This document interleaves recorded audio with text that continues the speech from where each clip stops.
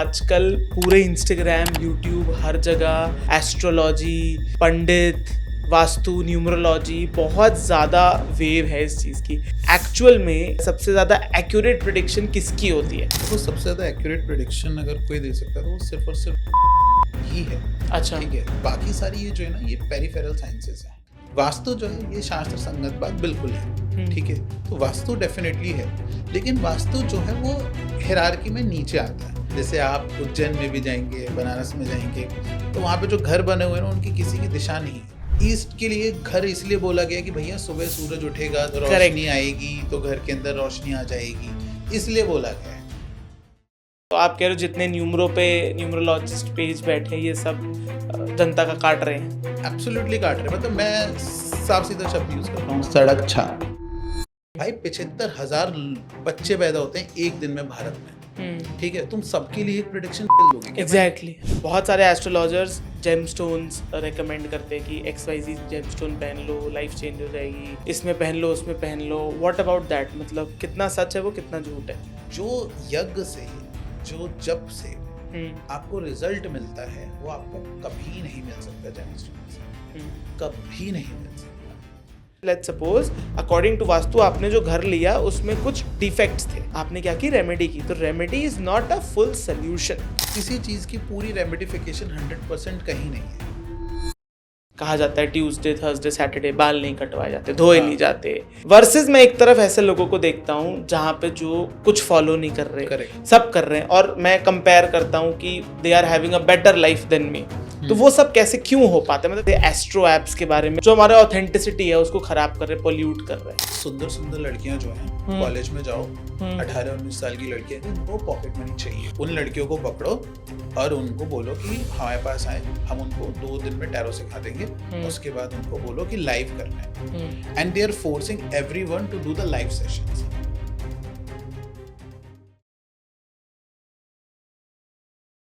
तो प्रतुल जी, जैसे कि अभी हम डिस्कस कर रहे थे, आजकल पूरे इंस्टाग्राम, यूट्यूब हर जगह एस्ट्रोलॉजी, पंडित, वास्तु, न्यूमरोलॉजी बहुत ज़्यादा वेव है इस चीज़ की।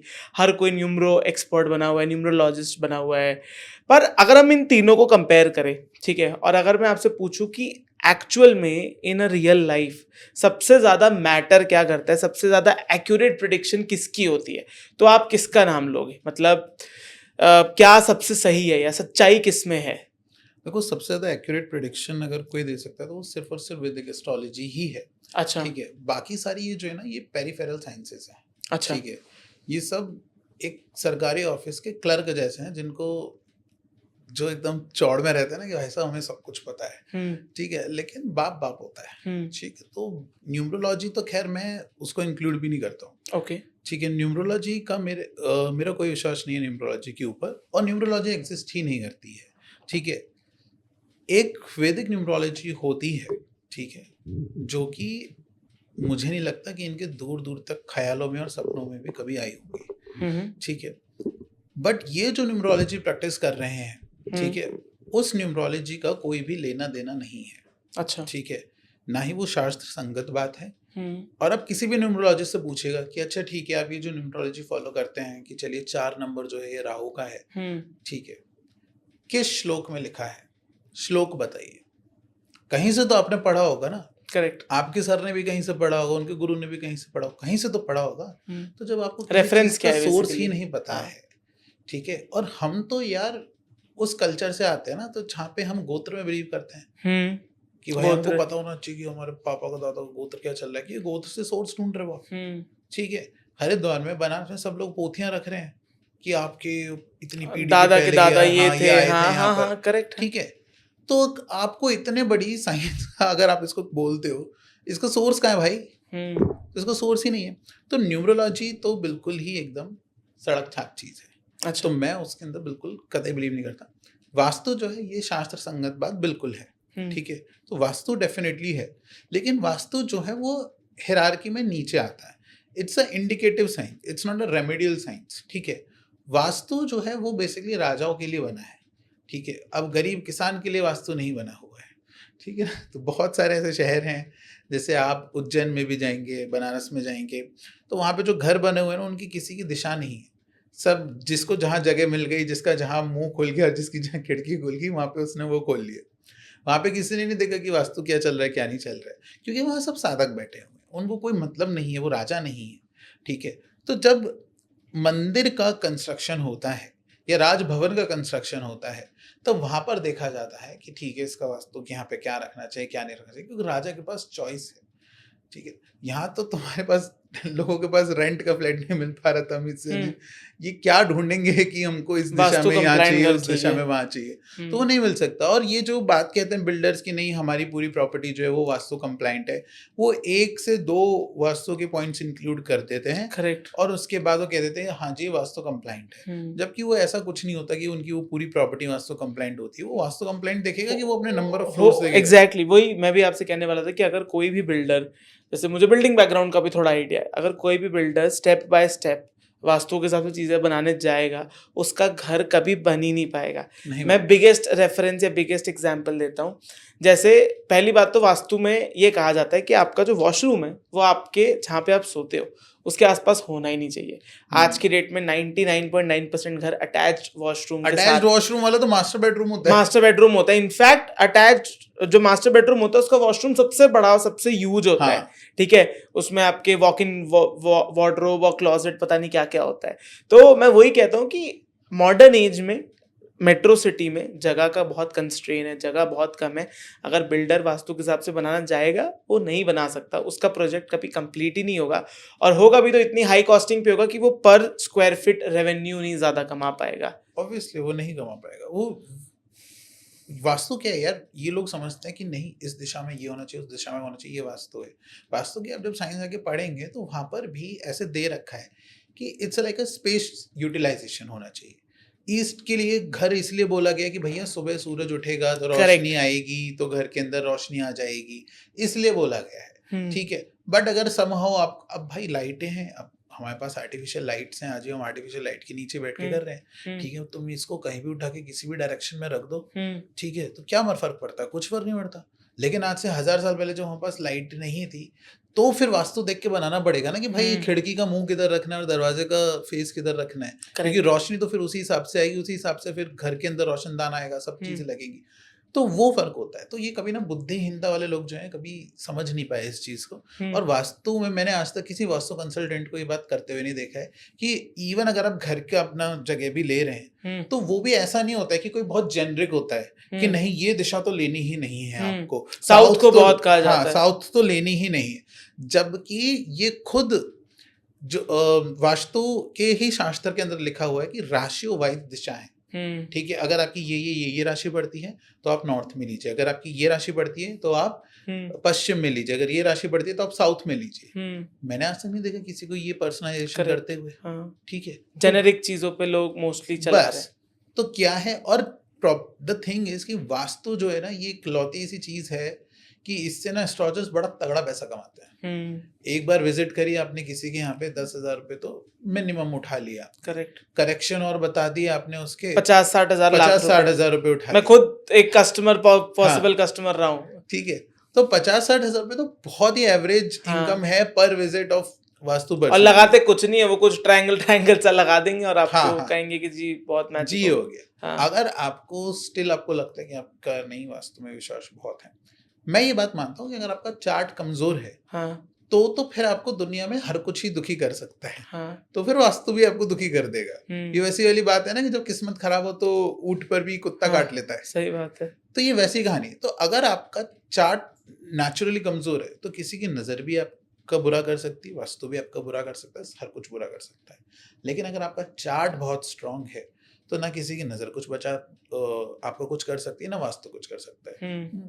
मतलब इतने बड़े बड़े बिजनेसमैन हैं और नेता हैं, लोग उनको कितनी गालियां देते हैं, लगती है उनको कोई नजर? मैं एग्जाम्पल अंबानी की देने वाला था कि भाई वो इतनी लोगों की नजर में रहता है। लोग कहते हैं अपनी कमाई मत बताओ, इनकी कंपनीज तो पब्लिकली लिस्टेड है, एक रुपए एक ट्रांजैक्शन पब्लिक को पता है। मैं आज रिलायंस की बैलेंस शीट खोल के देख सकता हूँ उन्होंने कितना पैसा कहाँ से कमाया। राइट, तो वही बात है कि अगर कुछ होना होगा तो जैसे आपने कहा ऊँट पे भी आपको कुत्ता काट लेगा। वही, आपकी किस्मत खराब है तो आपके साथ हो सकता है। भाई बात है कि जब आप इतने सक्सेसफुल बने वो इसलिए बने क्योंकि आपका चार्ट स्ट्रांग था। तो जब वो ऑलरेडी इतना स्ट्रांग है ना, तो इतना ज्यादा आपको नाटक करने की जरूरत नहीं कि आप कुंडली किसी को मत की। पूरे अमिताभ बच्चन की कुंडली सबको पता है, ठीक है, सारे सेलिब्रिटीज की कुंडलियां सबको ऑलमोस्ट पता रहती है, तो उनके बारे में तो कोई ऐसा नहीं देख रहा कि उनको नजर लग रही है। आपका चार्ट स्ट्रांग है तो कोई डरने की बात नहीं है, जहां मर्जी हो वहां घर लो, जहां मर्जी हो वहां हगो। पर मुकेश अंबानी ने भी वास्तु कंप्लायंट घर बनवाया था, तो उनको अगेन राजा यार राजा है तो राजा बनवा सकता है, उसके पास ऑप्शन है, वो नहीं भी बनवाएगा तो कौन सा फर्क पड़ जाएगा। करेक्ट। उनके पिताजी जब गए थे गल्फ कंट्री, वहां पे जब उन्होंने जॉब करी थी तो वास्तु देख के जॉब करी थी क्या? धीरूभाई अंबानी से पूछे ना उससे। मुकेश अंबानी के पास तो है ना यार ऑप्शन, वो तो बाय बर्थ है ना उसके पास कि वो कुछ भी हायर कर सकता है। वो तो मतलब प्लांट के लिए भी हायर कर सकता है 4 लोग है ही है। 4 लोग क्या 400 लोग होंगे, मतलब Exactly. 40 गार्डनर्स होंगे जो उनकी ग्रीनरी मेंटेन कर रहे होंगे, तो कुछ भी कर सकते हो तुम।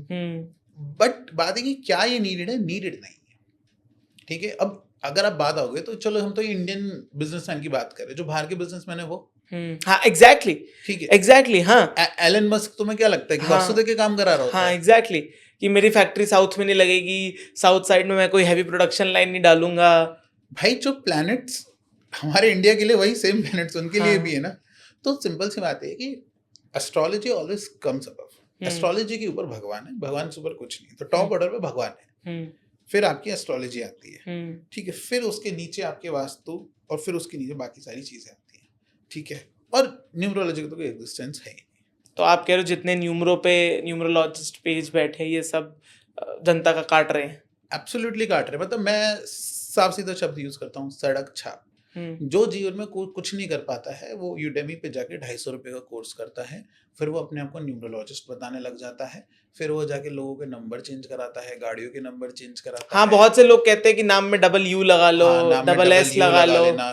मुझे एक बात समझ नहीं आती, इतना कॉन्ट्राडिक्टरी है ना ये लोग आपस में अपने आप ही, कि इन्होंने कहा कि देखो this is Vedic numerology, okay done, ठीक है। Now you change your name is Kushal, तो यू यूज डबल के, तो देखो तुम्हारा कौशल कर लो। हाँ नहीं, डबल के यूज करना तो तुम्हारा बड़ा ही अच्छा हो जाएगा, या डबल यू यूज कर लो, ठीक है, ठीक है जी, कर लिया। अब मुझे एक बात बता भाई, नाम का प्रोनाउंसिएशन तो सेम रहेगा ना, स्पेलिंग ही तो चेंज हो रही है। जैसे अजय देवगन ने वो यू हटा दिया, अपना ए हटा दिया, जो भी है, तो GN लिखते हैं, DEVGN, ठीक है, प्रोनाउंस तो उसको वैसे ही किया जा रहा है, ठीक है। तो वैदिक की अगर तुम बात कर रहे हो, तो वैदिक इंग्लिश के अल्फाबेट्स में कब से डील करने लग गए? हाँ, इंग्लिश तो कभी था ही नहीं चैप्टर में, कभी था ही नहीं ना चैप्टर में। इंग्लिश के अल्फाबेट्स क्यों चेंज हो रहे हैं? हिंदी में तो तुमने नहीं कही कि संस्कृत में तो तुमने, हिंदी में तुम गा और ना के बीच में क्या चेंज कराओगे?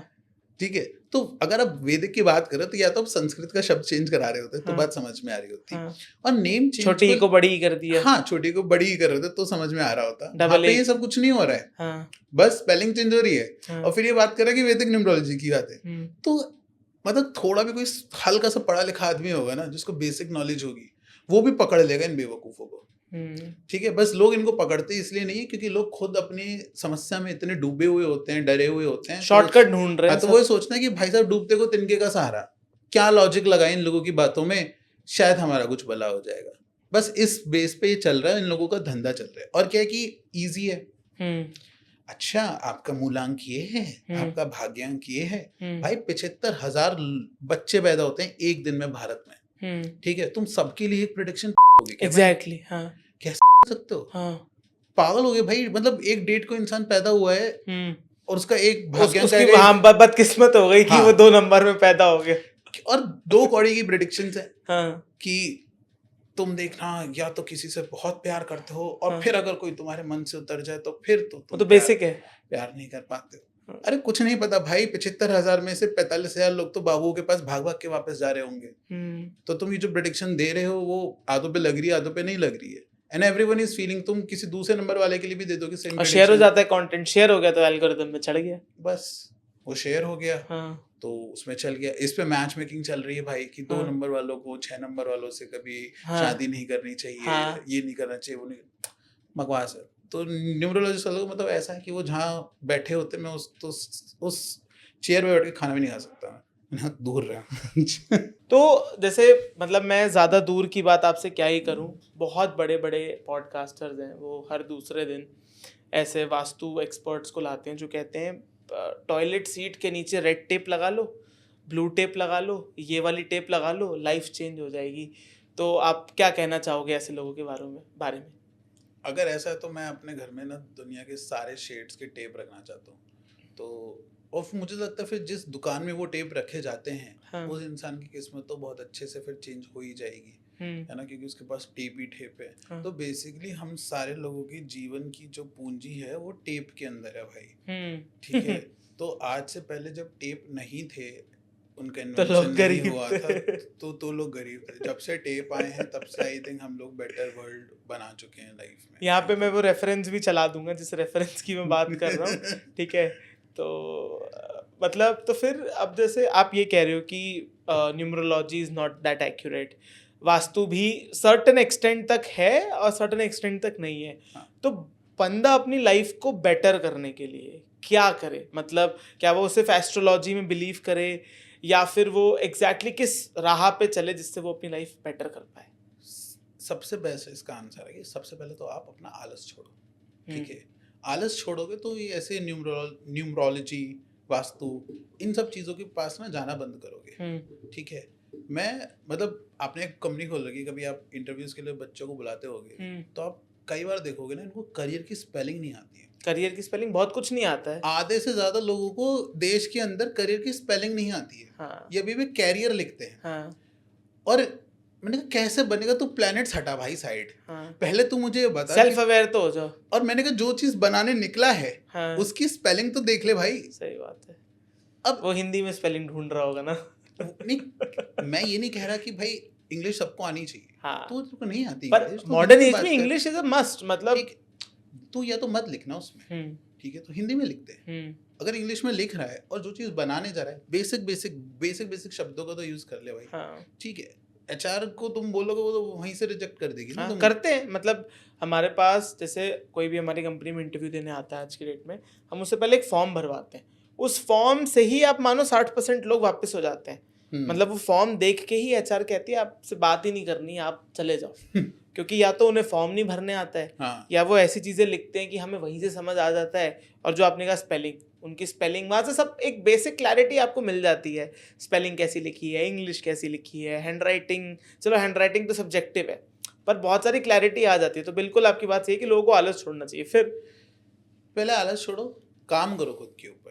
तुम्हें लगता है ये चीज़ नहीं आती है, स्किल सेट गेन करो, ठीक है। जब तुम्हें लगे कि मैंने अपनी जिंदगी का 100% सब दे दिया है, ठीक है, और ऑनेस्ट बेसिस पे लगे कि अब मैंने सब कुछ दाव पे लगा दिया था, सब कुछ मैंने जी जान जितनी मेहनत कर सकता था मैंने सब कर दी, और अभी भी नहीं मुझे मेरा रिजल्ट मिल रहा है, then you come to astrologer कि मुझे अब बताइए मेरे भाग्य में है कि नहीं है, क्या मेरे जितने भी प्रयत्न हैं वो सब विफल हैं, मैं करूँ इस डायरेक्शन में मेहनत या नहीं करूँ। कर्म, बेसिकली कर्म जानने के लिए। करेक्ट। देखो बात ये कि जो बुद्धिहीन व्यक्ति है ना, वो ये सोचता है कि या तो कर्म ही होता है या भाग्य ही होता है। ऐसा नहीं होता, दोनों साथ होते हैं। दोनों साथ होते हैं, बिल्कुल सही। ठीक है। अगर आप किसी एक ऐसे घर में पैदा नहीं हुए होते जहाँ पे आपके माँ बाप इतने कैपेबल थे आपको स्कूल भेजने के लिए, तो क्या आप स्कूल जा पाते? नहीं जा पाते। स्कूल नहीं जा पाते तो क्या आज आप ये कंपनी खोल पाते? नहीं खोल पाते। नहीं खोल पाते, ठीक है। तो आप स्कूल जा पाए ये आपकी किस्मत थी, ठीक है, कि आपके माँ बाप आपकी फीस अफोर्ड कर सकते थे, दैट वाज योर किस्मत। आप इंडिया में पैदा हुए, अगर आप नॉर्थ कोरिया में पैदा हुए होते तो आपकी तो सारी किस्मत ही अलग होती, ठीक है। तो आपको जो जो चीज़ें मिली, जिस चीज़ पे आपका कंट्रोल नहीं है, आपने परिवार चूज़ किया उस पर आपका कोई कंट्रोल नहीं था, माँ बाप चूज़ किया उस पर कोई कंट्रोल नहीं था, भाई बहन आपने चूज़ किया उस पर कोई कंट्रोल नहीं था, आपने स्कूल चूज़ किया उस पर कोई कंट्रोल नहीं था, ये सब आपको जो टीचर्स मिले, आप अपने टीचर्स को भी चूज़ नहीं कर सकते थे, ये सब आपका भाग्य है। यहाँ पे कर्म क्या है? कर्म ये है कि जितना उन लोगों ने आपको स्कूल भेजा, टीचर्स ने आपको पढ़ाया, उससे आप क्या निकाल पाए, ये आपका कर्म है। सही बात। अब वहाँ पे 100 बच्चे हैं क्लास में, आपके साथ 100 बच्चे बैठे हुए हैं, उनमें से कुछ बच्चे हैं जो आगे बढ़ पाए जीवन में और कुछ हैं जो नहीं बढ़ पाए। तो क्या वो अपनी किस्मत की वजह से नहीं बढ़ पाए? नहीं, वो कर्म की वजह से नहीं बढ़ पाए। वरना तो उनको सेम किस्मत मिली ना, सेम स्कूल, सेम बेंच, सब कुछ सेम मिला, ठीक है, बट वो नहीं बढ़ पाए आगे, वो नहीं निकाल पाए उसका कुछ, क्योंकि कर्म तो इसलिए कर्म भी है और किस्मत डेस्टिनी भी भी है, है। दोनों चीजें हैं। एक अच्छा बुद्धिमान व्यक्ति जो है वो दोनों चीजों को साथ में लेकर चलेगा। वो ये देखिएगा भाई मेरे पास मिडिल क्लास आदमी के पास क्या ना कम रिसोर्सेज होते हैं, तो मैं 6 चीज़ें ट्राई नहीं कर सकता हूँ कि 6 कोर्स मैंने ले लिया, अब इसमें जो अच्छा लगेगा उसमें मेहनत करूँगा, ठीक है। तो उसमें आप जा सकते हैं 100 के पास कि मेरे लिए ज़्यादा ईजी क्या रहेगा लाइफ में, ईजी सक्सेस कहाँ मेरे को मिल जाएगा। तो वहाँ पे आप एस्ट्रोलॉजर के पास जाइए, पूछिए कि किधर ईजी सक्सेस है, उधर मेहनत करिए। तो हमारा काम तो बस इतना होता है कि भाई साहब अच्छा क्या वो मदर डेयरी ढूंढ रहे थे वो उधर है उस वाली डायरेक्शन में, लेकिन जाना आपको खुद पड़ेगा। मेहनत वही आपको वाली उधर बात खुद कि मुझे करनी पानी पीना है, ग्लास यहाँ पड़ा है, अगर मैं कर्म नहीं करूंगा तो है। हाँ, हम्म कुएं का रास्ता हम बता देंगे कि भाई साहब 2 मील के बाद कुआं पड़ेगा, हम्म तो आप निश्चिंत हो जाओगे, चलो 2 मील के बाद कुआं है तो मैं चल लेता हूँ, कर्म चल कर लेता लेता हूँ, हूँ। ठीक है। आपके अंदर कॉन्फिडेंस आ जाएगा, बस 2 मील की तो बात है, हो जाएगा। तो प्लानिंग बेटर हो जाती है। बट ये कभी नहीं होगा बेटर कि कोई किस्मत आपकी पलट देगा, किस्मत कोई नहीं पलटेगा। कुछ प्रारब्ध है, कुछ किस्मत फिक्स्ड है। और इसी तरीके से किस्मत की जब हम बात करते हैं तो 3 तरह की किस्मत होती है। एक मतलब किस्मत बनती है कर्म से। तो कर्म 3 तरह के कर्म होते हैं, दृढ़ कर्मा, दृढ़ अदृढ़ कर्मा और अदृढ़ कर्मा। दृढ़ कर्मा मतलब होता है जो फिक्स्ड है, जैसे आप अपने पेरेंट्स चेंज नहीं कर सकते, ये दृढ़ कर्मा है। आइडियली हाँ, you can not change your parents, मतलब डज बायोलॉजिकल पेरेंट्स तो चेंज नहीं हाँ कर सकते करेक्ट ना। हाँ भाई तुम आज बोलो कि ये मेरी पालने वाली माँ है, हाँ वो ठीक है, आपने इमोशनल बॉन्ड बनाया है। हाँ भाई जीन्स तो मम्मी बायोलॉजिकल पेरेंट्स से मिले हाँ। ना, उनको जो बीमारी होंगी उसकी वल्नरेबिलिटी तुम्हारे अंदर ज्यादा जो होगी ना। डीएनए आया है वो उधर से ही आया है। हाँ हाँ, तो डीएनए के बेसिस पे तो 10 चीजें डिसाइड होंगी ना भाई तुम्हारी, तो आप उसको चेंज नहीं कर सकते। भाई बहन को आप चेंज नहीं कर सकते, ठीक है। आप जिस शहर में पैदा हुए हो, अगर आप दिल्ली में पैदा हुए होते और आप बनारस से पैदा हो, क्योंकि मैं खुद एक छोटे शहर से आता हूँ, तो मैं आई थिंक ये आप इस बात से रिलेट करोगे। जब आप दिल्ली आओगे तो आपको ये बात आके फील होगी कि यार ये शहर हमारे शहर से ऑलरेडी 20 साल आगे है। हाँ अगर शायद हम इस शहर में पैदा हुए होते हाँ तो हमारी करियर चॉइसेस बहुत डिफरेंट हो सकती थी,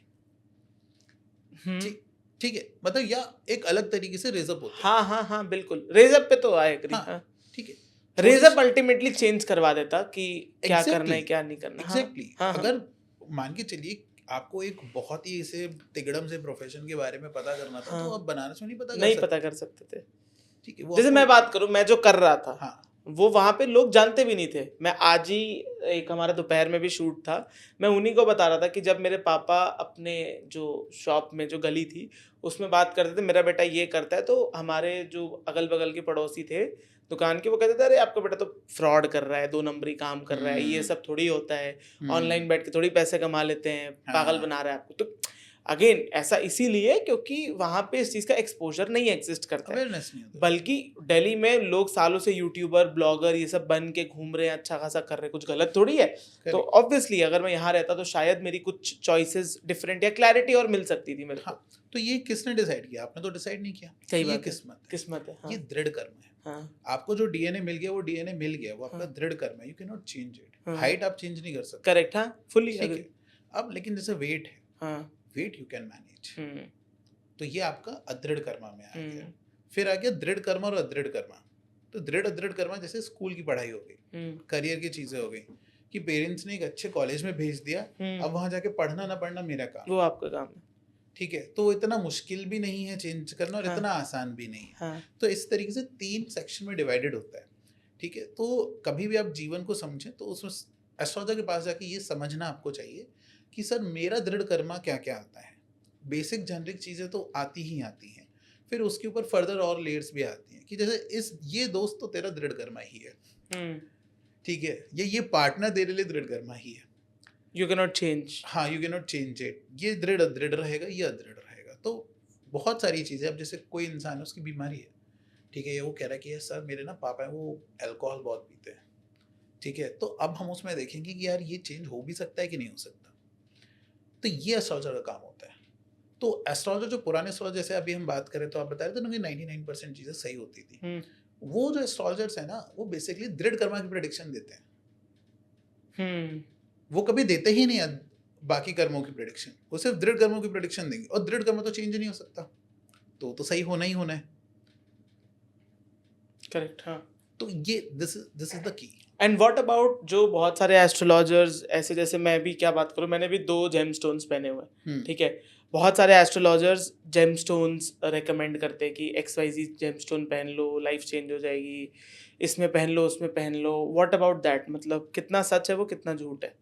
यार जेमस्टोन्स मेंशन है, हम्म लेकिन वो इतने हैवीली मेंशन नहीं है, ठीक है। हम्म और इस तरीके से आप इस बात को ऐसे भी समझ सकते हो कि जेमस्टोन्स जो है वो अगेन राजाओं के लिए मेंशन है, ठीक। गरीब आदमी के लिए मेंशन नहीं कर रखे हैं, ठीक है। गरीब आदमी के लिए तो रूट्स मेंशन कर रखी हैं कि अगर अच्छा आपको इस प्लैनेट का दिक्कत है। और आप कभी भी देखोगे पूजा में हर प्लैनेट की अपनी एक अलग घास और अपना पौधा चढ़ाया हाँ जाता बिल्कुल है। बिल्कुल, हाँ करेक्ट है ना, वो हर गणेश जी पूजा का में अलग वो हाँ होगा, हाँ हाँ, दूर्वा घास फूल भी चढ़ेगी, अलग हाँ होते हैं, हाँ हाँ हाँ, ठीक है, वो चढ़ाई जाएगी, हाँ। ठीक है। लेकिन आपने कभी देखा कि रत्न चढ़ाए जा रहे हो नहीं, पूजा के अंदर? क्यों? नहीं। क्योंकि पूजा जो है ना वो जनरल लोगों के लिए है, वो राजा के लिए भी सेम है, नॉर्मल किसान के लिए भी सेम है, ठीक है।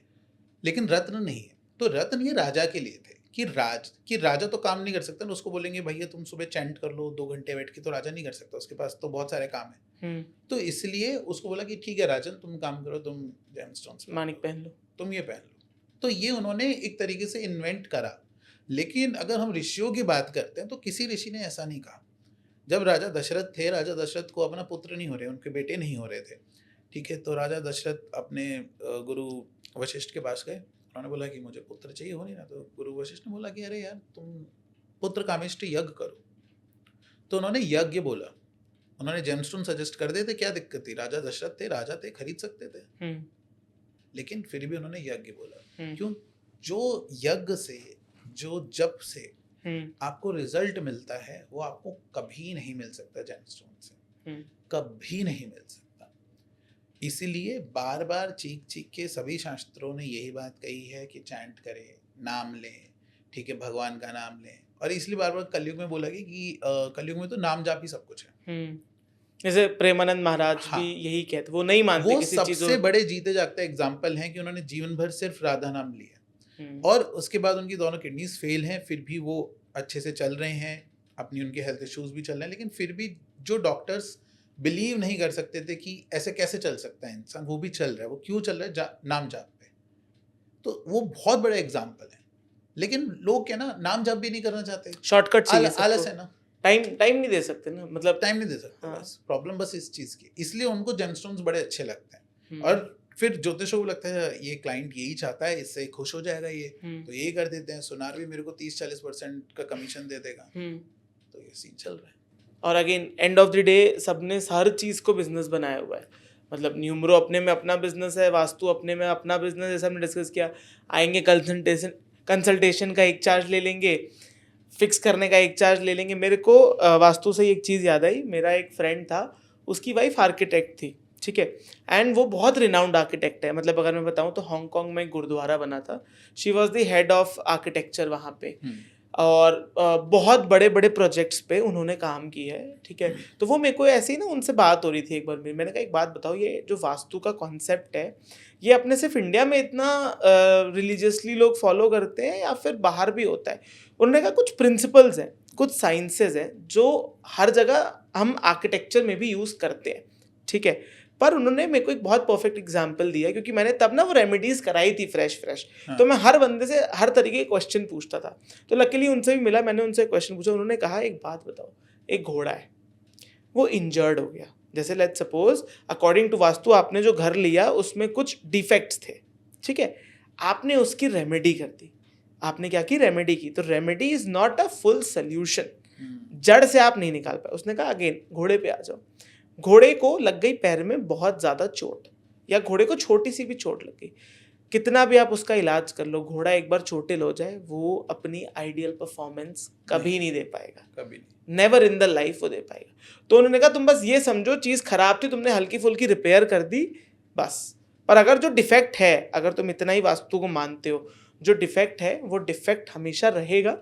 तुम्हारे बिलीफ सिस्टम के ऊपर है। जैसे लोगों ने जेमस्टोन्स को बिलीफ बनने थे, लोग बिलीव बनाते भाई जब से मैंने ये पहना मैं तो करोड़पति बन गया। बिलीफ तो फिर आप किसी भी स्टूपिड चीज पे कर लो, जैसे हम डिस्कस भी कर रहे थे पॉडकास्ट से पहले कि होता कुछ है, कनेक्ट हम किसी से कर देते हैं और उसको बिलीफ मान लेते हैं।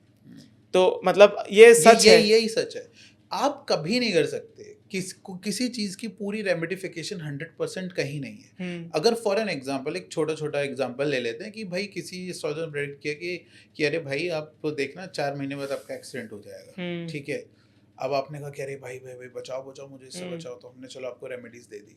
रेमेडीज जब हमने आपको दे दी और आपने कर भी ली, तो अब ऐसा नहीं होगा कि एक्सीडेंट नहीं होगा, बड़ा होना था छोटा हो जाएगा, छोटा हो जाएगा। पहले ट्रक से ठुकने थे, अब गाड़ी से गिर जाओगे, अब सीढ़ी से गिर जाओगे तो थोड़ा सा अरे मोच लग गया यार, पैर टूटना था मोच में निकल गए, बस सेम गाने। लेकिन ये तब जब वो दृढ़ कर्मा है। अगर दृढ़ अदृढ़ कर्मा है तो फिर वो कंप्लीट चेंज हो सकता है। अदृढ़ कर्मा भी कंप्लीट चेंज हो जाएगा, ठीक है। नहीं, दृढ़ अदृढ़ में ये इंटेंसिटी कम होगी, दृढ़ कभी चेंज नहीं होगा। दृढ़ अगर जैसे था कि एक्सीडेंट से मरना है तो फिर आप ये कह रहे हो कि वो हो जाए अदृढ़ जैसे, अगर नहीं दृढ़ जो चेंज नहीं हो सकता। हाँ, जो फिक्सेड कर्मा है, अगर उसके अंदर ये प्रेडिक्शन आ गई तो वो तो चेंज नहीं होगा, फिर तो तुम वैसे ही मरने, ठीक है। दृढ़ अदृढ़ के अंदर यानी कि जो मीडियम कर्म है उसके अंदर अगर ये प्रेडिक्शन आ गई तो रेमेडीज देकर हम उसे चेंज करा सकते हैं, इंटेंसिटी कम कर सकते हैं। और अदृढ़ है तो फिर मैं बस बोलूंगा कि होगा उस दिन बाहर मत निकलना, तो तुम बस निकलना ही मत, सब ठीक हो जाएगा। वो बहुत इजीली उसको अवॉइड किया जा सकता है। अब जैसे हम वास्तु की बात कर रहे थे तो बहुत जगह, और मतलब हमारे घर के भी पर्सनल बिलीव्स हैं, मेरे फादर बहुत मानते हैं कि टी पॉइंट का घर, जैसे अगर कहीं टी बन रहा है वहाँ का घर, एल कॉर्नर का घर या लास्ट वाला घर अक्सर मना किया जाता है, मतलब अपने हिंदू माइथोलॉजी में, कि हमें ऐसा नहीं लेना चाहिए, सडन डेथ्स होती हैं फैमिली में, या फिर कभी कभी कुछ कुछ जगह तो ऐसा भी मैंने कहते हुए सुना है कि पूरी फैमिली ही एक बार में खत्म हो जाती है। मतलब जो लास्ट वाले घर होते हैं, the entire family dies in one accident, कुछ भी हो सकता है वो। तो आपका क्या कहना है?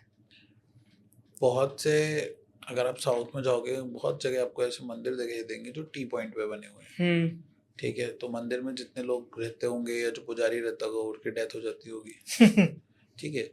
बात यहाँ पर ये आती है कि वास्तु बड़ा कि भगवान बड़े?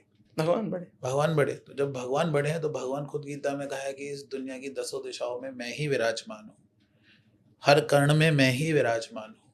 तो जब सब कर्ण में भगवान ही विराजमान है तो आप सारी दिशाओं को गलत कैसे कह सकते हो? तो फिर बात ये आती है कि अगर ऐसा है तो ऐसा क्यों कहा गया कि भाई वास्तु में कि ऐसे चीजें हो सकती हैं। मेरा ये मानना है कि अगर आपकी किस्मत खराब है तो आपको हर घर में कुछ ना कुछ आपको प्रॉब्लम मिल जाएगी, कुछ ना कुछ लाइफ में प्रॉब्लम आएगी और आप कनेक्ट कर लोगे उसको कि भैया मेरे को इसकी वजह से हुआ है। और अगर आपकी किस्मत अच्छी है तो फिर आप कहीं भी रहो कोई नहीं देखने वाला। इसलिए बहुत बिजनेसमैन हैं, एलन मस्क है, मार्क ज़करबर्ग है, ठीक है, इन लोगों ने कभी वास्तु नहीं कराया अपना, ठीक है, और किस्मत अच्छी है तो आप देखोगे तो इनकी शायद उतने दोषी भी नहीं निकलेंगे इनके, ठीक है। तो किस्मत कैसे बलवान होगी? हाँ, करेक्ट, ठीक है। बात फिर एट द एंड यही आता है कि वास्तु से ऊपर भी अगर किस्मत है तो बलवान कैसे होगी? दान से। दान करो, अन्न दानम महादानम, अन्न दान ही महादान है, ठीक है। तो आप देखो ना, पहले के लोग छोटी छोटी हरकत करते थे कि अरे चिड़ियों के लिए पानी रख देना, हाँ, ठीक है, दाने रख देना, ठीक है। अब ये क्या है? अन्न का दान है, ठीक है। पहले होता था घर में कि कोई भी आया है तो जैसे आदत होती ना कि नहीं हम दूध का हिसाब नहीं रखेंगे, कौन कितना पी गया और कौन कितने फल खा गया कर गया, जो खा गए बच्चे खा गए कोई बात नहीं, लीला है बच्चे की, वो क्या है? अन्न दान है, ठीक है। अब जब से क्या है कि एकदम न्यूक्लियर फैमिलीज हो गई हैं और इतना एक लिमिटेड सैलरी है तो उसमें पैसा मैनेजमेंट करने के लिए एकदम लोग ऐसे करने लगते हैं, अरे नहीं उसका लड़का इसको दूध नहीं देंगे, इसको तो दूध दे देंगे। तो ये हरकतें नहीं करनी चाहिए, वरना इसलिए पहले ये हमेशा ये होता था कि आप किसी को भी पानी दे रहे हैं तो पूरा भर कर पानी आप दीजिए, ठीक है, कि आप अपने से कम दान देंगे फिर अगर आप कम पानी दे रहे हैं तो, ठीक है, आप पूरा भर के पानी दीजिए ऊपर के गिलास तक, पूरा खाना उनको ला कर दीजिए, ये दान है। तो घर पे भी कोई गेस्ट आ रहा है आप उसको खाना खिला रहे हैं, वो अन्न दान है, ठीक है। तो अन्न दानम महादानम, दान करो, दान से किस्मत अच्छी होती है, ठीक है। जब कर्ण की इतनी किस्मत खराब थी, ठीक है, हर जगह से वो धुतकारा गया है, इतना कैलिबर होने के बाद भी, तो उसने किस चीज का सहारा लिया? दान का। और कर्ण को मारना इतना मुश्किल इसलिए ही था क्योंकि उसके ऊपर जब तक उसने दान इतना किया था, ब्लेसिंग्स, और मतलब ये कह लो कि उसके ऊपर दान की पावर इतनी थी कि जब तक उसके ऊपर कर्सेस नहीं लगेंगे और सारे के सारे कर्सेस एक पॉइंट पर्टिकुलर टाइम में सबके सब एक ही साथ एक्टिवेट नहीं होंगे कि भाई गुरु की विद्या भी भूल गया, मेरा पहिया भी धस गया, ठीक है, और मेरे हाथ में विजय धनुष भी नहीं है। 3 कंडीशन जब उसके ऊपर लगी तब वो, और कवच और कुंडल भी नहीं है उसके पास, तब जाके वो उसको मारा जा सकता था, वरना वो मारा ही नहीं जा सकता था। तो जितने लोगों की खराब किस्मत रही है, अगर आपको लिटरली अपने जीवन के आंसर ढूंढने ना, read mythology stories, you will get to know it the essence from it. आप कर्ण पे ये मत देखो कि अच्छा तो बुरा था, तुम ये देखो उसने करा गया था। जैसे बहुत से लोग, अगेन मैं भी कभी कभी इस चीज़ को क्वेश्चन करता हूँ। बहुत बेसिक है, जैसे हम एकादशी पे चावल नहीं खाते, ऐसा कहा जाता है कि नहीं खाना चाहिए बिकॉज उस दिन चावल का दान किया जाता है, चावल का प्रसाद शायद बंटता था, कुछ कुछ ऐसा होता था। तो जब आप जिस चीज़ का दान करते हो उस दिन वो सेल्फ कंजम्पशन नहीं करते उस चीज़ की। तो अब जैसे मैं देखता हूँ, जैसे मैं अपने आप को धार्मिक नहीं कहूँगा, पर मैं बहुत, क्योंकि बनारस से हूँ तो बहुत सारी चीज़ें पता थी, तो बहुत सारी चीज़ें करना अवॉइड करता हूँ। जैसे कहा जाता है ट्यूसडे थर्सडे सैटरडे बाल नहीं कटवाए जाते, धोए नहीं जाते। उसी तरीके से एकादशी वाले दिन चावल नहीं खाए जाते, दिन वार का ध्यान रख के चीज़ों को करना। वर्सेस मैं एक तरफ ऐसे लोगों को देखता हूँ जहाँ पे जो कुछ फॉलो नहीं कर रहे, कोई दिन वार नहीं देख रहे, हर दिन मदिरा पान मांस मच्छी सब कर रहे हैं, और मैं कंपेयर करता हूँ कि they are having a better life than me. तो वो सब कैसे क्यों हो पाता है? मतलब क्या इसका कहीं हिसाब किताब नहीं है? मैं बताता हूँ, तो एक्चुअली ज्योतिष का जो मेन पर्पस था हमेशा से, वो था मुहूर्त ढूंढना। ठीक है, महाभारत में, रामायण में भी जो ज्योतिष का यूज है वो मुहूर्त ढूंढने को लेकर है। तो अब क्या है कि मुहूर्त ढूंढने के लिए बहुत ज्यादा नॉलेज चाहिए, उतनी नॉलेज हर इंसान को नहीं है। तो गांव देहातों में ये बात होने लगी कि बेसिकली उन्होंने छोटे छोटे पैरामीटर्स चूज किए, जैसे तिथि, एकादशी के दिन ये मत करना, ठीक है, अच्छा आज शनिवार है तो शनिवार के दिन तुम बाल मत कटाना, आज गुरुवार है तो तुम बाल मत धोना, आज मंगल है तो नई के पास नहीं जाना, ठीक है। तो ये क्या है ना, ये गांव देहातों के कस्टम है, रिचुअल्स है। ये गांव देहातों का एक काइंड ऑफ कह सकते हैं कि काइंड ऑफ मुहूर्त सिस्टम है कि इसके दिन इस दिन ऐसा नहीं करना चाहिए। उसका रीजन क्या है कि वो वार के बेसिस पे चल रहे हैं, क्योंकि वो गांव के, उनको उतनी नॉलेज नहीं है, ठीक है, तो वो बस उनको वार पता है, तो वार के बेसिस पे चल रहे हैं। बट वार इतना प्रोमिनेंट फैक्टर नहीं होता है चीज को डिसाइड करने के लिए। मंगलवार के दिन बेसिकली उन्होंने मांगा कि जो मंगल है वो नाई को भी रिप्रेजेंट करता है, ठीक है, और वो एक्सीडेंट्स को भी रिप्रेजेंट करता है, और उस दिन वो लोग ज्यादा उनका ऐसा मानना है कि ज्यादा एक्टिव होते हैं, ठीक है। तो आप अगर मंगल के दिन जाओगे कुछ भी बाल वाल कटाने के लिए तो आपकी इंजरीज हो जाएंगी, तो मत जाओ, ठीक है। दूसरा, अब जैसे मंगल के दिन कभी भी भूमि पूजन नहीं होता है, अच्छा, क्योंकि मंगल भूदेवी के पुत्र हैं, ठीक है। तो कहते हैं कि बेसिकली फावड़ा चला के आपको भूमि खोदनी पड़ेगी, तभी तो भूमि पूजन होगा, ठीक है। तो बोलते हैं कि उस दिन उनकी माँ है, ठीक है, तो मंगल का दिन है, उस दिन वो रूल करते हैं, तो उस दिन आप उनकी माँ के ऊपर एकदम ऐसे करोगे, हाँ, तो उनको बुरा लगे। तो मुझे ऐसा लगता है कि थर्सडे के दिन चलाएंगे तो कुछ कह नहीं पाएंगे क्या? हाँ। तो ये बेसिकली क्या है ना, ये कोई स्टैंडर्ड गाइडलाइंस नहीं है, ये बनाए गए रीति रिवाज हैं, ठीक है। साउथ में जाओगे तो ये ऐसा नहीं चलता, वहाँ अलग चलता है, ठीक है। ये आपको गंगा जमुना के अंदर ही मिलेगा आपको मोस्टली, ये जो गंगा जमुना की जो पूरी संस्कृति चली आ रही है, जो अपना गैंगेटिक प्लेन में है, यहाँ पर आपको मिलेगा। अब आपने बात करी जैसे मांस मच्छी की, तो भाई कश्मीर का पंडित भी मांस मच्छी खाता है, गोवा का पंडित भी मांस मच्छी खाता है, और बंगाल का पंडित भी मांस मच्छी खाता है, तमिलनाडु का पंडित भी मांस मच्छी खाता है। इनको तो कोई इश्यूज नहीं हो रहे, ठीक है। प्रॉब्लम क्या है ना कि ये जो अपना पूरा गैंगेटिक प्लेन है, ठीक है, this is more related with the Vaishnav people who follow the Ram and the Krishna, and the Vaishnav people don't believe in eating non veg, ठीक है। बाकी अगर आप साउथ में जाते हैं तो वहां पे वो अलग अलग और भी देवी देवताओं को मानते हैं, जो नॉनवेज खाते थे, जो नॉनवेज खाते, देवी देवता नॉनवेज खाते हैं, मतलब बेसिकली वो लोग नॉनवेज खाते थे, हाँ। लेकिन आपको ये बात समझनी पड़ेगी कि geography comes before the religion, ठीक है, और उनका खाने का जो सेंस था वो अलग था, अगर आपको इन चीज़ों को समझना है तो आप सोशोलॉजी पढ़ो अच्छे से। भाई आज से 200 साल पहले ग्लोबलाइजेशन नहीं था इतना, ठीक है, तो मेरे पास जो मेरे लोकल एरिया में जो चीज़ें उगती हैं मैं वही खाऊंगा। हाँ करेक्ट। ठीक है, 200 साल पहले अगर क्या कश्मीर का राजा डोसा खाता था क्या?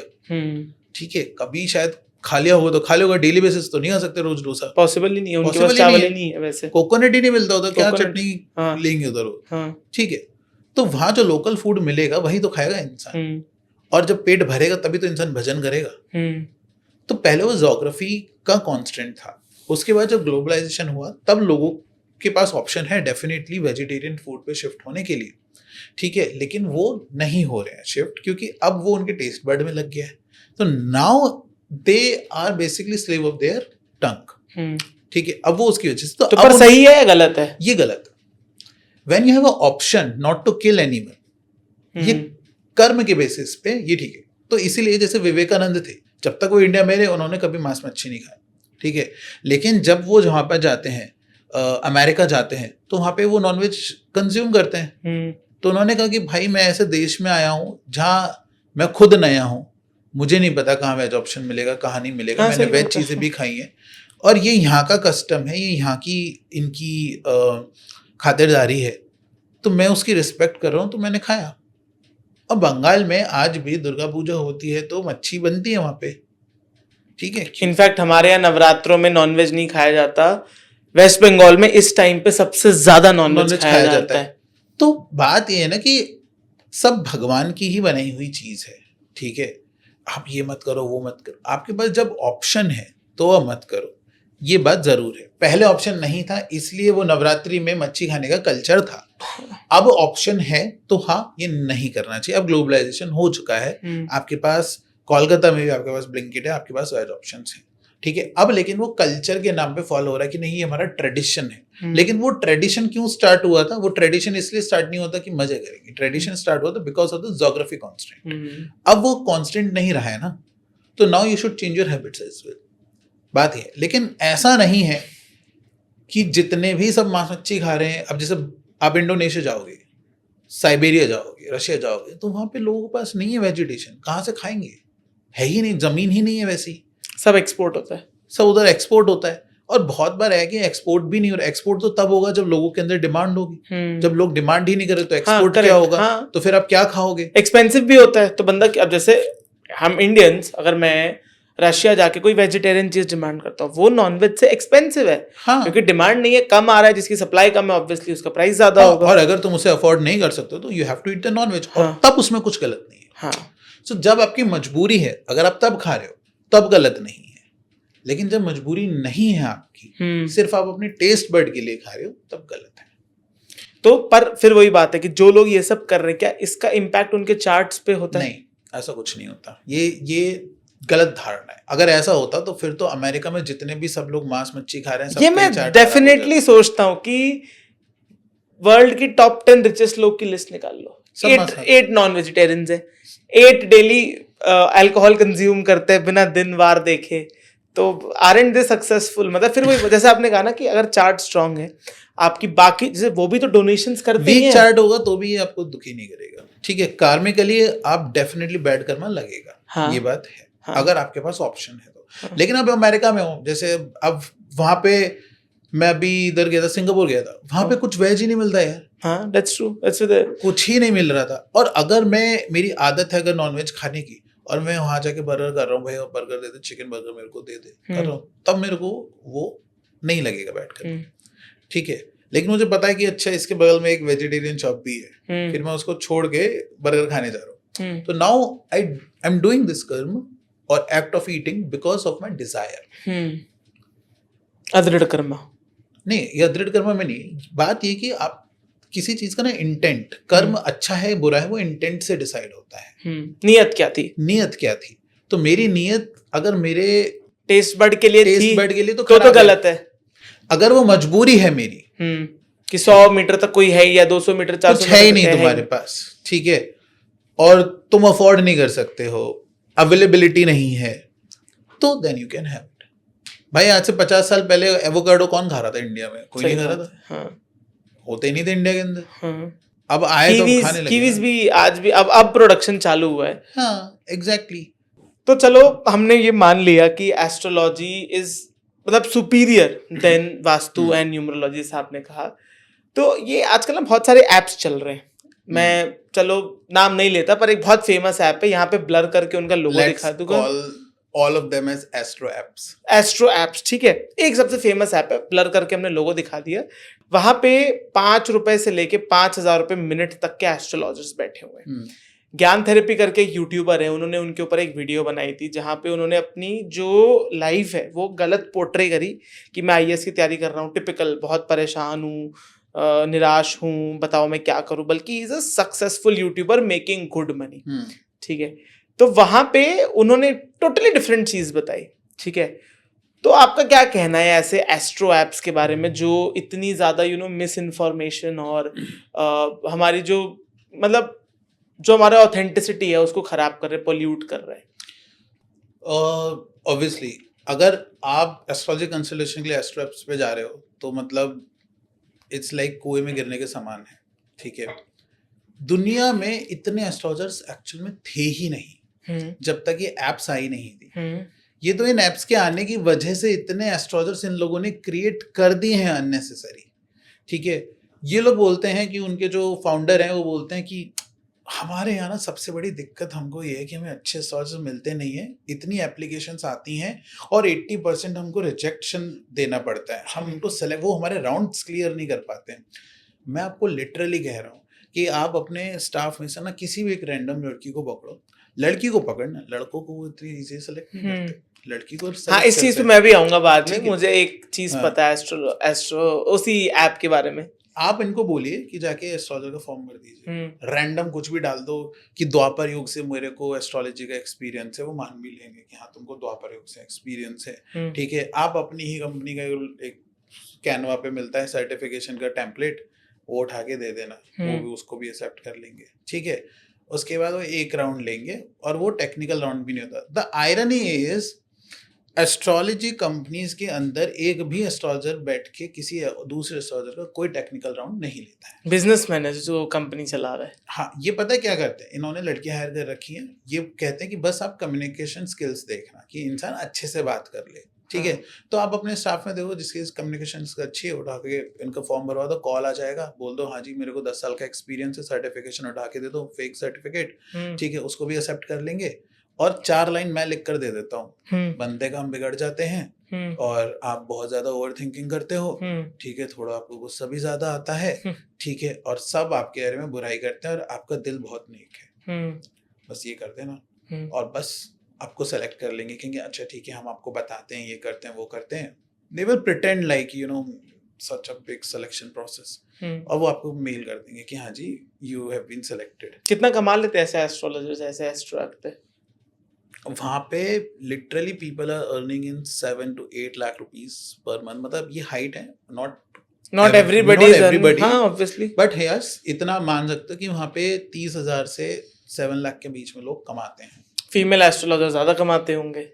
मैं बताऊँ, तुमको याद है कि जब इंटरनेट का थोड़ा जमाना नहीं था तो ना मोबाइल पे एक मैसेज आया करता था, हाँ, कि हाय मैं नेहा बात कर रही हूँ, हाँ, रात को मुझसे गर्मा गर्म बातें बिल्कुल करने बिल्कुल के बिल्कुल लिए बिल्कुल मैं वही उसी पॉइंट पे आने वाला था। तो मतलब उस एस्ट्रो ऐप की बात अगर मैं बताऊं तो सच्चाई यही है कि आज की डेट में उनको जो पैसे आ रहे हैं ना, रात के समय इनके जो यूजर्स है वो ऑन पीक है। वो ऑन पीक क्यों है? क्योंकि वो ऐसे फीमेल लड़कियों से सर्टेन पैसे देके बस बात करना चाहते हैं। Exactly, I know it. मतलब ये मुझे जैसे मैं ये थोड़ा बहुत कनेक्टेड हूँ वीसी बैकग्राउंड से, ये एक वीसी ने मुझे खुद बात बताई थी कि उस बड़े एस्ट्रो ऐप में ये चल रहा है कि रात में लड़के एस्ट्रोलॉजर्स एक्टिव हैं, आप वो ऐप खोल लो, आपको टॉप पे ऑनलाइन सिर्फ लड़कियां मिलेंगी और लड़के या व्हाटएवर लोग एक सर्टेन पैसे पर मिनट देके बस अपनी ईगो शांत करना चाहते हैं और वो उनसे बात करो, वहां से कंपनी का 85% रेवेन्यू आ रहा है। मैं आपको बता रहा हूँ, दिस इज द रियलिटी। ठीक है, तो वहाँ की एचआर को बोला गया है, ठीक है, एंड उनकी एचआर ने मेरे को ये बात बताई है, ठीक है, she has been my friend. तो उनको ये बोला गया कि सुंदर सुंदर लड़कियां जो हैं कॉलेज में जाओ, 18-19 साल की लड़कियां हैं, इनको पॉकेट मनी चाहिए बेसिकली। ठीक है, महीने के 20,000 निकल आए तो अपना वो आईफोन खरीद लेंगी EMI पे। हाँ ठीक है, उन लड़कियों को पकड़ो और उनको बोलो कि हमारे पास आए, हम उनको 2 दिन में टैरो सिखा देंगे, उसके बाद उनको बोलो कि लाइव करना है। And they are forcing everyone to do the live sessions. Live session is like live video calling जो हम इंस्टाग्राम पे करते हैं। क्यों? क्योंकि वहां पे विजिबिलिटी होगी, लड़की दिखेगी, सब बात करना चाहेंगे, मैम आप क्यूट लग रहे हो, आपकी झुमके अच्छे लग रहे हैं, ठीक है, ये सब वहां पे चलता है। तो ये खुद फाउंडर बोल रहा है कि ऐसे ही लड़कियां पकड़ के लाओ, और वो देखते हैं कि अच्छा, और जब भी आपका इंटरव्यू लेंगे वो आपसे कहेंगे कि आप वीडियो ऑन करो। वो कभी नहीं करेंगे वीडियो ऑन, आप वीडियो ऑन करो, जिससे वो देखना चाहता है कि हाउ यू लुक गुड। और अगर आप सुंदर लड़की हो तो तुरंत आपको ले लेंगे, टैरो सिखा देंगे, बस, क्योंकि उनको पता है कि वही है। तो वही है, एयरटेल का जो हिसाब चलता था ना कि वो 12 रुपए प्रति मिनट मुझसे गर्मा गर्म बातें करें, सेम कॉन्सेप्ट चल रहा है और कुछ नहीं। एस्ट्रोलॉजी वहाँ पे होती ही नहीं है, ठीक है। एस्ट्रोलॉजी के नाम पे मजाक बना के रख दिया वहाँ पे। मैं ये नहीं कह रहा सारे एस्ट्रोलॉजर्स वहाँ पे खराब हैं, डेफिनेटली कुछ गिने चुने एस्ट्रोलॉजर्स जो जिन्होंने बहुत इनिशियल फेजेस में ज्वाइन किया था, ठीक है, तब ये लोग थोड़ा स्टिल बेटर करते थे, तब astrology, but back to back funding raise करने के बाद, ग्रीड आने के बाद टेक्निकल राउंड्स भी हुआ करते थे एस्ट्रोलॉजर्स के, और अच्छे एस्ट्रोलॉजर्स राउंड्स भी लिया करते थे, ठीक है। तब कुछ अच्छे एस्ट्रोलॉजर्स हैं जो अभी भी वहाँ पे एक आध जगह काम कर रहे हैं, ठीक है, बट 98 to 99% वहाँ सब फेकबाजी चल रही है। अगर आप वहाँ जाके लिटरली अपने प्रेडिक्शंस ले रहे हो तो आप अपना जीवन और पैसा बर्बाद कर रहे हो। और ना जाने कितने लोगों ने 5-5 लाख रुपए, 6-6 लाख रुपए एक महीने में अपनी पूरी की पूरी सेविंग निपटा दी है। उनको खुद पता है, फाउंडर को खुद पता है कि बेसिकली हम एस्ट्रोलॉजी नहीं कर रहे, और वो ये बात कहते हैं। आप मुझे एक बात बताइए, दे फोर्स अस कि आपका रिपीटेशन रेट ज्यादा होना चाहिए। रिपीटेशन रेट मतलब जो कस्टमर एक बार आया बार बार आना चाहिए। तो बार बार कैसे आएगा? लंबी बात करोगे? बेवकूफ आदमी है क्या भाई तू? सिंपल सी बात है, एक अच्छा डॉक्टर वो होता है जिसके पास आप एक बार गए, उसने दवाई दी, आप ठीक हो गए, क्यों जाओगे आप डॉक्टर के पास वापस?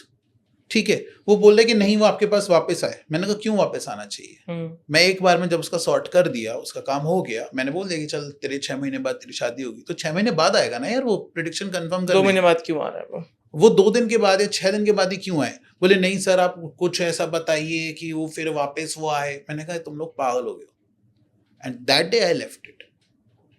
तो आपने काम करा था वहां पे? हाँ मैंने किया था, बट आई लेफ्ट इट क्योंकि दे फोर्स मॉरल्स। हाँ मॉरल्स, एंड मैं नहीं कॉम्प्रोमाइज कर सकता हूँ। ऊपर से दे फोर्स कि आप ना इनको रेमेडी सजेस्ट करिए, हमारी पूजा सजेस्ट करिए, हमारे ना ब्रेसलेट सजेस्ट करिए, हमारे रुद्राक्ष सजेस्ट करिए। ऐड चलाते हैं आजकल कि ये देखो ये रियल ब्रेसलेट है, फेक ब्रेसलेट है। हाँ ठीक है, ये सजेस्ट करिए। अलग मतलब वहां पे ना बिजनेस पूरा बना दिया। हाँ पूरा बिजनेस बना रखे हैं, और लोग वहां पे रेमेडीज से ही कमा रहे हैं। इतना कॉल से नहीं कमाते हैं लोग, जितना वो रेमेडीज से कमाते हैं, ठीक है। और वो फोर्स करते हैं कि सर आपने रेमेडी सजेस्ट करिए हमारे उसकी, क्योंकि 50% उनको मिलेगा, आपको 50% एस्ट्रोलॉजर्स को मिलेगा। तो एस्ट्रोलॉजर्स भी रेकमेंड कर रहे हैं, तो एस्ट्रोलॉजर्स भी वो रेकमेंड तो बेच ही रहे हैं, क्योंकि एस्ट्रोलॉजी की दुनिया के अंदर रेमेडीज से ही तो मोटा पैसा आता है ना भाई। 1 लाख रुपए की पूजा बताऊंगा, पंडित जी को 50,000 रुपए दूंगा, 50,000 रुपए अपनी जेब में रखूंगा, तभी तो पैसा कमेगा। सही बात है। तो वो लग रहा है तुमको ऐसे कि 5 रुपए में तुम्हें प्रेडिक्शन दी जाएगी, बट होगा कुछ नहीं है ऐसे। तुम्हारी बस एंग्जाइटी का फायदा उठाया जा रहा है, फियर बेचा जाएगा। हाँ वही है। और तुमको फिर आदत लग जाएगी कि एक इंसान से बात करने का। लोग क्या ना, लोग खोखले अंदर से। एग्जैक्टली। लोगों के पास रियल दोस्त नहीं है ना। तुम जिसके पास रियल दोस्त होता है ना, उसको कहीं जाने की जरूरत नहीं पड़ती किसी से अपना दुखड़ा रोने के लिए। आधी से ज्यादा वहां पे क्या मैरिड औरतें बैठी हुई हैं, और मैरिड औरतें ही आती हैं उधर कि पता है आज मेरी सास ने ना एकदम लड़ाई कर दी कि मैंने ना हरी चटनी बनाई थी कि मैंने लाल चटनी बनाई थी, उसके ऊपर हमारी लड़ाई हो गई। वहां पे लौंडे आ रहे हैं रात को, ऐसे बैठे रहते हैं बनियान में, बाल खुजा रहे हैं अपना छाती का, ठीक है, करे और मैडम जी मेरे को बिल्कुल पसंद नहीं करती हो। That kind of audience they have. हाँ सच बात है। And some of my colleagues जो फीमेल एस्ट्रोलॉजर्स हैं जो वहाँ पे काम करती हैं, दे हैव बीन ट्रॉमेटाइज्ड कि वहाँ पे लोग आते हैं, मास्टरबेट करते हैं उनके मतलब वीडियो कॉल पे, ठीक है, and they can not switch of their video and all. कभी कभी फ्रीज हो जाती है, वो मास्टरबेट कर रहे हैं। वो लड़की के लिए इतना ज्यादा ट्रॉमेटाइज्ड हो जाता है, ठीक है, और कोई एक्शन नहीं है। तो इन एप्स के ऊपर यू वोंट बिलीव कि कितने केसेस लोगों ने डाले हैं। हाईलाइट क्यों नहीं होते सब चीजें? मतलब ये एप्स कैसे रन हो पा रही हैं फिर? यार एक जो इंसान ऑलरेडी परेशान होकर आया था तुम्हारे पास, अब वो और परेशान होकर तुम्हारे पर केस डाल रहा है, कितना लड़ेगा कोई इंसान? और हाईलाइट दब जाती है बेसिकली, दब जाती है चीजें। अब कोई और 3 साल बाद बंद हो जाएंगी। हाँ, यूट्यूबर वगैरह कोई बड़ा होगा तो वो डाल देगा, चलो चेक वेक करके डाल दिया उसने, किसी दिन वो फंसा और उसने केस डाला, तब जाके इनकी सारी पट्टियां खुलेंगी। ठीक है, ये खुलेंगी, मतलब जल्दी खुलेंगी। मतलब इन्वेस्टर्स पीछे से बहुत परेशान है कि हमारा पैसा तो बहुत स्टेक पे लगा हुआ है। नहीं, पैसा कुछ स्टेक पे नहीं लगा है, इन्वेस्टर नहीं परेशान है। मैं आपको एक बात बता रहा हूँ, नहीं, ये आप जितना चाहे उतना इस बिजनेस में ना आप उतनी गाली दे लीजिए। नहीं, मैं इन्वेस्टर परेशान उस एंगल से कह रहा हूँ। हाँ, कि इन्वेस्टर ने पैसा क्यों लगाया। मतलब मैं बताता हूँ इन्वेस्टर पैसा क्यों लगाता है। मैं आज 1 करोड़ रुपए दे रहा हूँ, सपोज करो 200 करोड़ की वैल्यूएशन पे, ये 400 का राउंड लेने जाएगा, मेरे 1 के 2 हो जाएंगे, मैं वापस आ जाऊंगा। इन्वेस्टर बस वहीं तक परेशान है क्या ये नेक्स्ट राउंड ले पाएगा, उससे पहले इसका बम ना फट जाए। ये जो बातें अभी हमने डिस्कस करी, नहीं, ये बातें फट भी जाएंगी ना तो भी कुछ नहीं बिगाड़ पाओगे आप। Try to understand one thing. Have you ever seen a hospital की हॉस्पिटल में सेल्स की कमी होगी? नहीं, वो बात आपकी सही है कि लोग परेशान हैं, लोग आते रहेंगे, दुकानदारी नहीं बंद होगी। पर जैसे पेटीएम के साथ हुआ कि कुछ ऐसा हो गया, कुछ ऐसी स्क्रूटनी हो गई कि कंपनी जड़ से खत्म हो गई। समझो उनकी जो बैकबोन थी, उनका पेमेंट्स बैंक, वो बैंक ही बंद कर दिया। तो होता है, मतलब जब जिसको कहते हैं ना, मतलब आपकी भाषा में जब लगनी होगी फाउंडर की, तो वो फिर कोई एक केस ही ऐसा फंसेगा, ऐसा मीडिया में आएगा कि मे बी शायद कंपनी को बंद होना पड़े, या फिर नाम चेंज करना पड़े, या बिजनेस कम हो जाए। या जो अभी लोग इतना अंधा विश्वास कर रहे हैं, जिन्होंने वो वाली साइड एक्सप्लोर नहीं करी है और उनको लगता है कि शायद XYZ पंडित हमें उस ऐप पे बढ़िया बता रहे, वो फिर वहां से तो चला जाएगा ना। तो उस लेवल पे मैं बात करूं कि इन्वेस्टर को उस लिए थोड़ा सा टिकिंग बॉम्ब लगता है, एक ब्लो लगेगा, दैट इज फाइन। हाँ, ब्लो लगेगा, क्योंकि इंडिया में तो लोग भूल जाते हैं 2 महीने बाद क्या हुआ था। 2 महीने बाद भूल जाएंगे। देखो सिंपल सी बात ये है कि जिस दिन तुम्हारा बाबू ब्लॉक कर देगा ना, उस दिन तुम ये सारी भूल जाओगे। उस दिन तुम फिर दोबारा उसी ऐप के पास जाओगे, प्लीज बता दो वो मुझे कब वापस कॉल करे, ये नाटक होगा। ठीक है, तो जिस दिन आपकी प्रॉब्लम बड़ी हो जाएगी ना, तो आप ये नहीं सोचोगे कि ये जो एस्ट्रो एप्स हैं ये मोरल्स फॉलो कर रही है कि नहीं कर रही हैं, ये हमारे साथ क्या कर रही हैं। तो वो बात है। इसलिए हॉस्पिटल में जितना चाहे उतने गलत ऑपरेशन हो जाए, लेकिन फिर भी मरीज आते ही रहेंगे। सही बात है। कितने हॉस्पिटल बदनाम है कि ओवरचार्ज करते हैं, ये महंगे है, तो क्या इन पे बिजनेस कम हो जाता है? कुछ आप चले जाओ, भगवान न करे किसी को इमरजेंसी हो जाए, 80% केस में बोला जाएगा बेड्स फुल है, ICU बेड्स फुल है। तो क्यों फुल है? वही है। तो it's a business of fair, और उसमें आप जितना चाहे उतनी इनकी बुराई कर लीजिए, कुछ भी कर लीजिए, बिजनेस इनका कभी डाउन नहीं होगा। मॉनेटरी टर्म्स में ब्लो लग सकता है थोड़ा सा, 2 महीने के लिए कहानी थोड़ी सी सेल्स की नीचे जा सकती है, फिर वापस आ जाएगी। क्योंकि हर 2 महीने के बाद और भी तो वो है ना, ये जेंजी जो निब्बा निब्बी निकल के आ रहे हैं, इनका सबसे बड़ा सोर्स ऑफ इनकम ही निब्बा निब्बी है ना। करेक्ट। हाँ, जो 18 साल की लड़की आ रही है, मैंने उससे पूछा कि तो बोलते कि sir actually I had a very long relationship. तो मैंने कहा लॉन्ग कितना? 6 महीने नहीं, 6 साल। मैंने कहा 6 साल तो 12 साल की उम्र से रख रही है। मैंने 12 साल की उम्र में मेरा सपना था कि मुझे बस और मिल जाए कहीं। ठीक है, मैं पोकेमॉन मास्टर बनना चाह रहा था, तो 12 साल की उम्र वो रिलेशन चला रही है। ठीक है, 14 साल की लड़कियां वहां पे आती हैं कि सर मेरी इनसे शादी होगी कि नहीं होगी। लड़का है 26 साल का। मैंने कहा इस प्रेडिक्शन के लिए तो मुझे चार्ट भी नहीं खोलना है। सही बात है, ये तो तुम्हें कस्टमर केयर वाला भी बता देगा। तो यही है, 80% पीपल वो छोटे बच्चे हैं जिनके पास बस पैसा है, मोबाइल है, वो घर से बाहर निकल नहीं सकते, पापा चांटा मार देंगे। तो क्या करें, वो इन एप्स के पास पहुंच जाते हैं, यहीं से उन्हें धंधा आ रहा है। और इसलिए आप हमेशा जब भी ऐड देखेंगे ना, तो वो ये कि पता है मेरे बॉयफ्रेंड ने मुझसे बात करना बंद कर दिया था, फिर मैं पंडित जी के पास गई तो पंडित जी ने मुझे नौकरी लग रही थी, नौकरी बता दी। नौकरी की बातें नहीं करेंगे, नहीं, नौकरी की भी ऐड चलाते हैं कि नौकरी नहीं लग रही थी, ऑफर लेटर आ गया मेरे को। अभी चला रहे थे, रिसेंटली चला रहे थे, भी चलाया वो, बट मैंने 80% टाइम उनको हमेशा यही देखा कि वो रिलेशनशिप वाला ही चलाएंगे कि बॉयफ्रेंड ने ब्लॉक किया वापस। यही चल रहा है वहाँ पे, सिर्फ ब्लॉक अनब्लॉक की प्रेडिक्शन चलती है और कुछ है ही नहीं वहाँ पे। तो पूरी खोखली, और उनको भी पता है, वो खुद बोलते हैं फाउंडर मीटिंग्स में कि हमको पता है कि यहाँ कोई प्रेडिक्शन लेने नहीं आता है। ठीक है, सिर्फ आपसे लोग बात करने आते हैं, होप। हाँ, और वो ये भी कहते हैं कि अगर कोई नेगेटिव प्रेडिक्शन है तो हम नेगेटिव प्रेडिक्शन नहीं देंगे। अब मान के चलो कोई लड़का पूछने आ रहा है कि सर मेरा गवर्नमेंट का एग्जाम निकलेगा कि नहीं निकलेगा, मुश्किल है। ठीक है, नहीं बीच का आंसर वो कह रहे हैं आप ऐसे कहिए निकल सकता है, मेहनत करिए आप। अरे भाई तू पागल आगे लेके यार, वो बच्चा शायद हो सकता है अपनी बहुत सारी चीज़ें दाव पे लगा के वो एक और अटेम्प्ट देने जा रहा हो और उसका वो नहीं भी निकला, तो हो सकता है उसकी चीज़ भाई लिमिटेड अमाउंट ऑफ मनी हो वो भी चला जाए उसका। तो यू नेवर नो कि किसकी घर की सिचुएशन क्या है क्या नहीं है, कौन किस मेंटल स्पेस में है। अगर मुझे पता होगा कि नहीं भाई तू सब कुछ ही दाव पे लगाने जा रहा था और मुझे पता है कि तेरा नहीं होने वाला, तो मैं तुझे डांटूंगा, समझाऊंगा कि भाई तू पागल हो गया, क्यों भाग रहा है पीछे पीछे, और भी चीजें जीवन में वो भी कर, ये कर वो कर। तो this will be the genuine guidance ना यार। वहां पे वो है कि नहीं आप ऐसे कैसे कह सकते हैं, नेगेटिव प्रिडिक्शन है तो आप बोल नहीं सकते, आपको तमीज से बोलना चाहिए। आप ये बोले कि हो सकता है, आप रेमेडीज करिए। रेमेडीज क्या करनी है, अच्छा हम आपको ब्रेसलेट ब्रेसलेट लीजिए हमारा, पूजा करा ये लीजिए। है, ये है। पूजा के लिए 2,500 रुपये दीजिए, यहीं कर देंगे वीडियो कॉल हाँ। पे। मेरे को फोन आता है कि सर आप रेमेडीज नहीं बेच रहे हैं, हमारे बाकी एस्ट्रोलॉजर्स जो हैं वो तो सब रेमेडीज बेचते हैं और आपको पता है वो 5 लाख रुपए पर मंथ कमा लेते हैं, आप बहुत पीछे चल रहे हैं। मैंने कहा मुझे पीछे रहना पसंद है।